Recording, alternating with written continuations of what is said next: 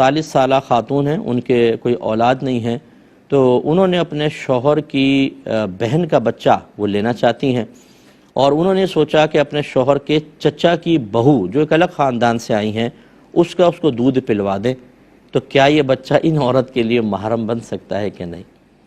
لیکن سب سے پہلے تو میں پہلے بھی کلام کر چکا ہوں ان باتوں کے اوپر کہ جب بچے کے ماں باپ حیات ہیں تو یہ ہمارا کوئی شرعی تصور نہیں ہے کہ آپ کسی کے بچے کو لے کر مکمل طور پہ 24 گھنٹے اور پھر پوری زندگی اپنے پاس رکھ لیں، ماں باپ کو بالکل محروم کر دیں۔ یہ کوئی تصور نہیں ہے۔ یتیم کی کفالت کا تصور ہے، وہ بھی اس وقت کہ جب عورت نے دوسری شادی کر لی، باپ مر گیا ہے، چلیں اس یتیم کو گھر میں رکھ لیں، یا وہ عورت رکھ نہیں سکتی، باپ فوت ہو گیا، رکھ لیجئے،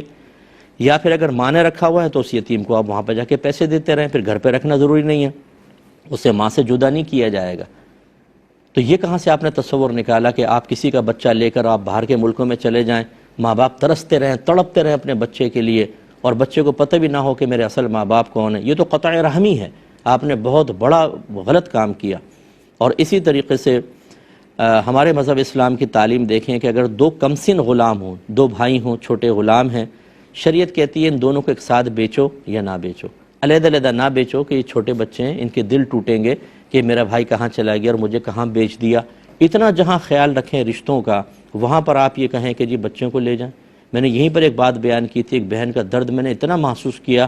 مجھے اتنا صدمہ ہوا کہ میں آپ کو بتا نہیں سکتا ہوں، کہ وہ کہتی ہیں کہ میرے شوہر نے میرے بچے کو اپنے بھائی کو دے دیا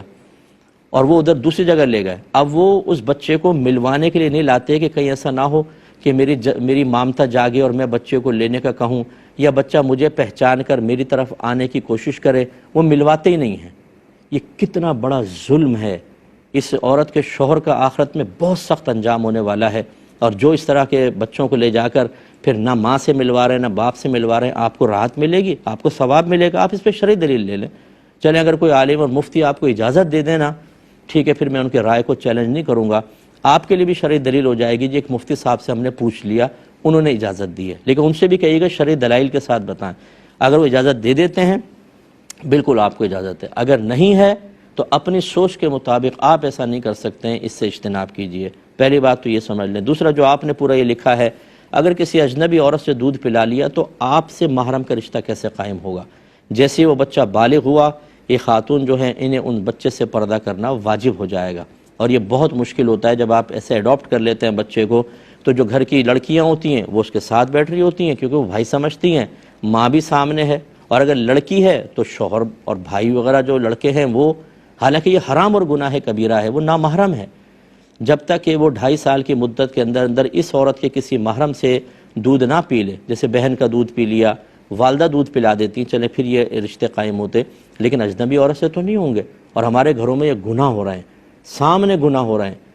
لڑکے لڑکیاں بیٹھ رہی ہیں آپس میں، جی ہمارے تو بھائی ہم نے بچپن میں لے لیا تھا، آپ کا بھائی نہیں بن جائے گا۔ ایسے تو ہم سب آدم علیہ السلام کے اولاد ہیں، سب دینی بھائی ہیں، پھر شادیاں کیوں ہو جاتی ہیں ہماری آپس میں، بتائیے؟ اس لیے خدا را